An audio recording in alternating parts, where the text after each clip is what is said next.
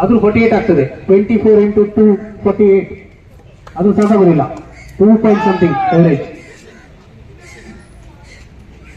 ಅಕಸ್ಮಾತ್ ಬಾಲಲ್ಲಿ 50 ರನ್ಗಳ ಅವಶ್ಯಕತೆ.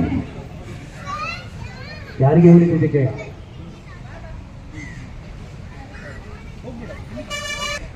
ಅವರ ಪ್ರಯತ್ನದಲ್ಲಿ